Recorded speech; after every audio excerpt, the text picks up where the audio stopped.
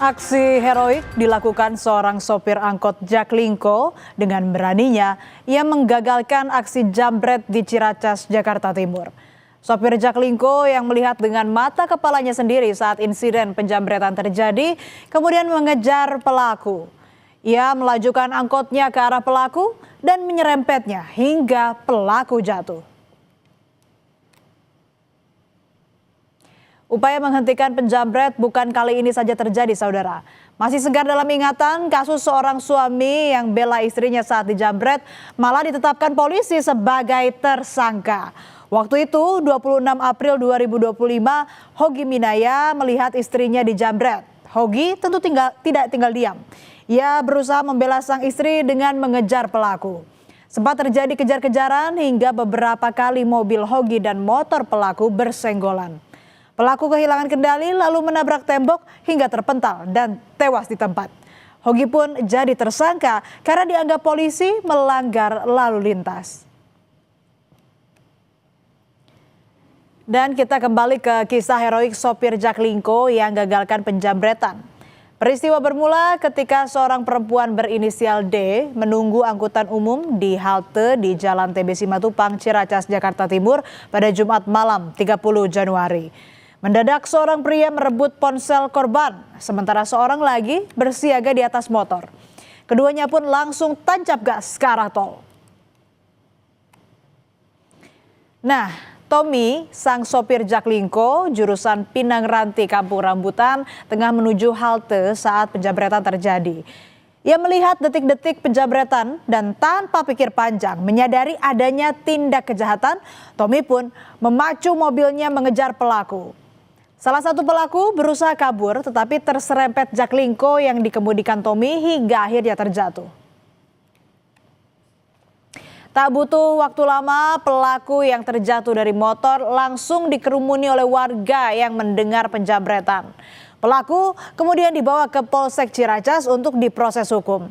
Sementara yang satunya lagi, saudara, langsung kabur dengan motornya ke arah tol dan tak terkejar. Serempetan itu, saudara, bukan merupakan tabrakan keras. Pelaku jambret yang terjatuh pun menjadi bulan-bulanan warga dan pengendara sekitar setelah tertangkap tangan menjambret ponsel. Pelaku tidak mengalami luka akibat diserempet sopir Jaklingko, melainkan lebam akibat amukan warga. Awalnya dari sana bang, jalan-jalan baru. Nah, dikubur sama Jaklingko, ditabrak sama Jaklingko, tabrak jatuhlah motor itu. Terus palingnya jambretnya lari, kami tangkap, kami kejar.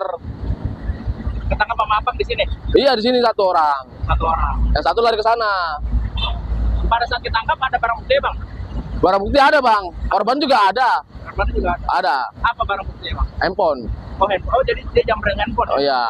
Pelakunya berapa orang, bang? 2. Terus selanjutnya langsung dibawa ke Kampung Rambutan, Polsek Kampung Rambutan situ.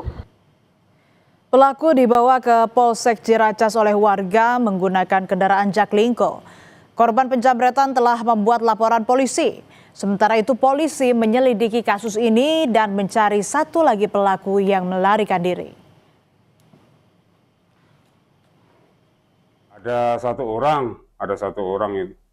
Terus kemudian setelah itu si korban kan teriak akhirnya kan si pelaku itu langsung melarikan diri, langsung kabur kan. Terus begitu kabur itu kan si Jaklingko itu merasa ini kan ada teriak-teriakan kayak gitu, langsung jalan, rupanya langsung jalan. Ada motor yang ada di pinggir jalan itu dipepet sama Jaklingko itu, kan itu satu orang. Sampai sejauh ini kasus seperti apa, Pak? Sejauh ini ya kasus dalam penyelidikan.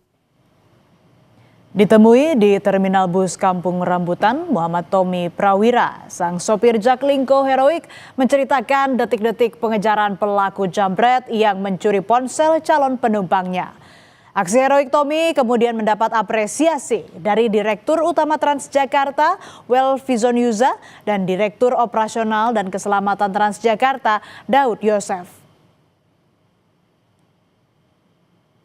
Kami sangat bangga sudah dikasih apresiasi dari Pak Dirut dan Dirut Kops Dirops kami di Transjakarta dan pimpinan kami di KWK Timur 1. Keberanian dan ketepatan Tommy mengambil keputusan mengejar penjamret patut diapresiasi. Tommy mengaku tak takut bila ia kemudian hari bernasib serupa seperti Hogi Minaya, suami yang bela istri dari penjamret tetapi malah jadi tersangka.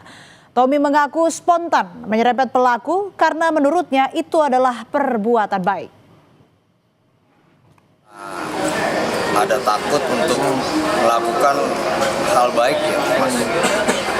Ya, saya spontan aja karena kan sesama manusia kan harus membantu. Mas, ke depannya Mas, apabila ada kasus serupa, mungkin ada pesan-pesannya terhadap jurumudi yang lain begitu Mas?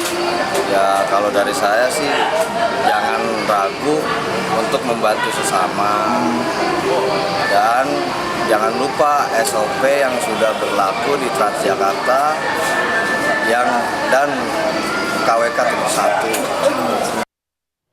Sementara itu Jalan Panjang Hogi Minaya, suami yang sempat jadi tersangka setelah menabrak penjamret istrinya untuk mencari keadilan, berbuah manis. Komisi 3 DPR RI telah meminta Kejaksaan Negeri Sleman untuk menghentikan kasus Hogi karena menilai kematian dua penjamret adalah murni akibat peristiwa penjamretan. Kasus Hogi akhirnya di-stop Kejari Sleman dengan menerbitkan SKP 2 atau Surat Penghentian Perkara per 29 Januari 2026. Hogi terbebas dari status tersangka. Jadi peristiwa matinya dua penjamret itu ada konteksnya dengan kejadian penjamretan itu. Bukan situasi yang terpisah. Ya, satu kasus, satu perkara. Ini kok tiba-tiba jadi dua? Ini mindset berpikir ya, kerangka berpikir ya. Ya, jadi kalau menurut saya sudah salah kaprah dari awal. Pak Ketua, bagi saya tidak ada kasus lalu lintas itu. Ya, yang ada kasus penjamretan terungkap, terbukti, tersangka meninggal dunia, kasus tutup. Saya minta kasus ini dihentikan. Kasus heroik menggagalkan aksi jamret bukan hal baru, saudara. Sebelumnya di Ampang, Kota Padang, seorang pengemudi pick-up menggagalkan penjamretan dibantu seorang personel dari Satlantas Polres Padang Pariaman. Sopir mobil pick-up melihat ibu pengendara motor dijamret gelangnya. Sopir pick-up menghentikan penjamret dengan cara menabraknya.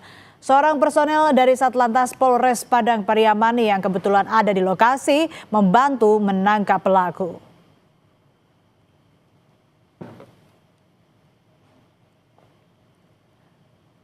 Dari 3 peristiwa, ada 3 perbedaan perlakuan hukum terhadap orang yang melawan atau menggagalkan aksi jamret. Berkaca pada kasus-kasus ini, mestinya kasus Hogi tak perlu terjadi. Semoga kedepannya tidak terulang lagi kasus seperti Hogi, agar masyarakat tak ragu untuk melawan kejahatan.